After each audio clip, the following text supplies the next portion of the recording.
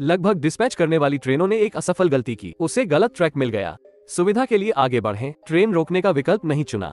इसके बजाय उसने ट्रेन को लो गियर में चलने दिया। उसने बिना अनुमति के टोपी छोड़ दी, दौड़ने की कोशिश की और यह सिर्फ मैनुअल रूप से ट्रैक था। उसने सोचा कि वो समय पर है, लेकिन यह एक ऐसा कदम था जिसका उसे जीवन भर पछतावा रहेगा।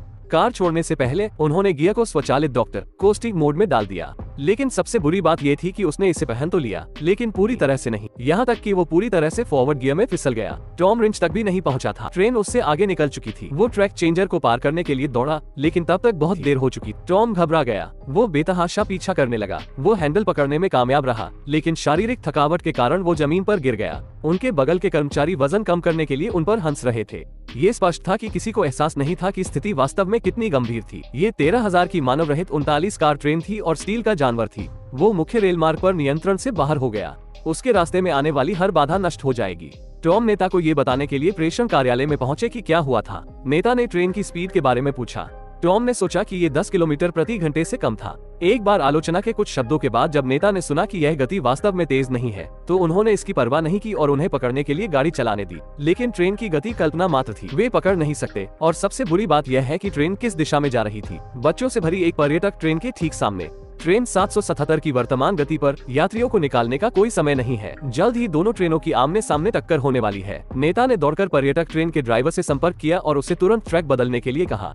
फोन सौंपने के तुरंत बाद 777, जो 100 किलोमीटर प्रति घंटे से अधिक की रफ्तार से चल रहा था, सामने आ रहा था, टकराने ही वाला था। अनुभवी ड्राइवर ने अपनी सारी अश्वशक्ति पूरी गति से दूसरे ट्रैक पर चला दी। दोनों ट्रेनें एक दूसरे से गुजरती हैं। बच्चे 777 को गुजरते हुए उत्साह से देख रहे थे। उन्हें अभी तक पता नहीं है, उनका बस मौत से सामना था। खतरनाक सामग्रियों से भरी यह ट्रेन फिलहाल नियंत्रण से बाहर है। वो मुख्य रेल मार्ग की पटरियों पर अंतिम छोर पर और पूरी गति से गाड़ी चला रहा था। ये खबर तेजी से पूरे ओहायो में फैल गई। टेलीविजन स्टेशनों ने कहानी का अनुसरण करना शुरू कर दिया। रेल अधिकारियों को स्थिति से अवगत कराया गया। डिस्पैच कार्यालय ने अधिकारियों को तुरंत ट्रेन को पटरी से उतारने का रास्ता खोजने का सुझाव दिया, लेकिन अधिकारी इस पर सहमत नहीं हुए क्योंकि यह एक ट्रेन थी जिसमें खतरनाक सामान, 100 टन ज्वलनशील डीजल ईंधन में अत्यधिक जहरीले पदार्थों की 8 कारें ले जा रही थी। एक बार जब ट्रेन तेज गति से पटरी से उतर जाती है तो उसमें विस्फोट होने की संभावना होती है और लीक हुए रसायनों का लाखों लोगों पर बड़ा प्रभाव पड़ेगा और पारिस्थितिक प्रभाव पड़ेगा। उन्हें कम से कम 100 मिलियन का हर्जाना देना होगा और शेयर की कीमत निश्चित रूप से गिर जाएगी।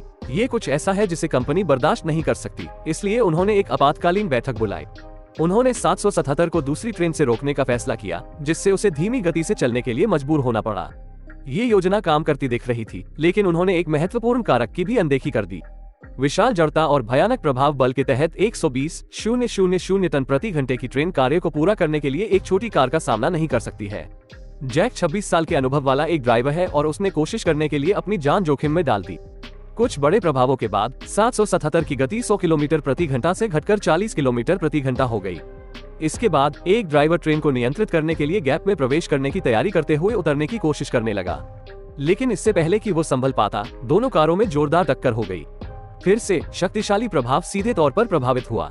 हवाई दुर्घटना में ड्राइवर मौके पर ही बेहोश हो गया, लेकिन जैक ने फिर भी हार नहीं मानी।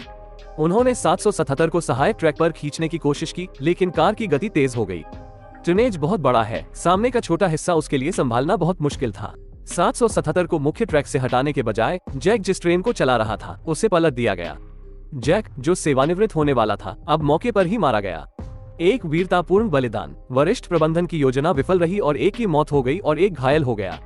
उनमें और जोखिम लेने का साहस नहीं हुआ। वे गोद लेने को तैयार थे। डिस्पैचर ने सुझाव दिया कि 777 को पटरी से उतारने के लिए सामने वाले शहर में उपकरण लगा दिया जाए। आज पूरे शहर ने वो काम छोड़ दिया जो वे कर रहे थे। वे सभी एक ही चीज पर केंद्रित हैं, शहर के लिए जीवन और मृत्यु का मामला। पुलिस ने गति परीक्षण के माध्यम से तुरंत पड़ोस को खाली करा लिया। पाया गया कि 777 ट्रेन 120 मील प्रति घंटे तक पहुंच गई थी। अब तैयारियां पूरी हो चुकी हैं, बस ट्रेन के पटरी से उतरने वाली जगह पर पहुंचने का इंतजार है। लेकिन वहां एक और ट्रेन थी। काम के पहले दिन अनुभवी ड्राइवर एलेन और बॉब आगे आ रहे हैं।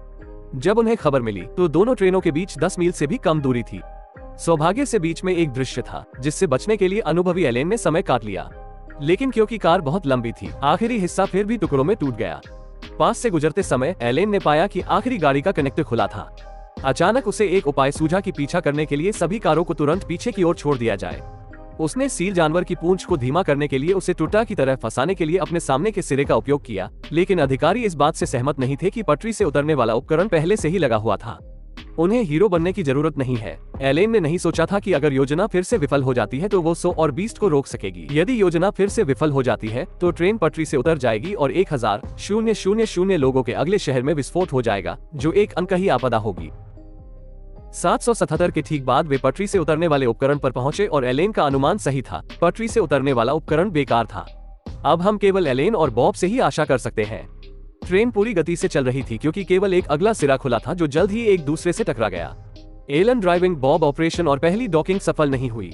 इतना ही नहीं, राइस से कार भी टकरा दी, लेकिन उन्होंने दूसरी बार डॉक करने की कोशिश नहीं छोड़ी। सौभाग्य से इस बार यह काम कर गया, लेकिन जब ये लॉक हो रहा था तो बॉब के पैर में चोट लग गई।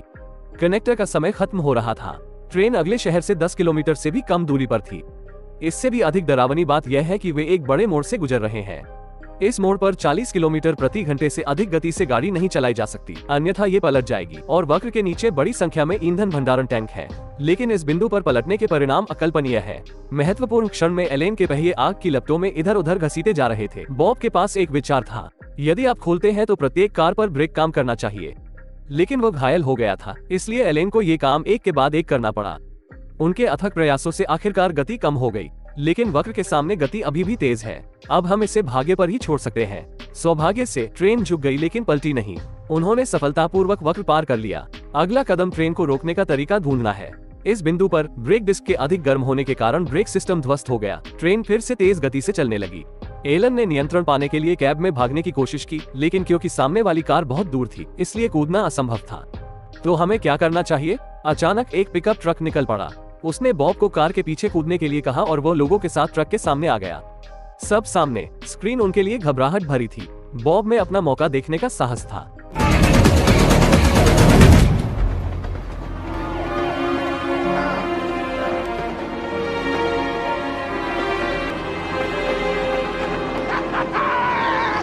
आखिरकार वो स्टील का जानवर जो 2 घंटे से अधिक समय से मुख्य सड़क पर था, वो स्टील का जानवर रुक गया। यह वास्तविक घटनाओं पर आधारित फिल्म है। ये देखने लायक है। अगले वीडियो में मिलते हैं।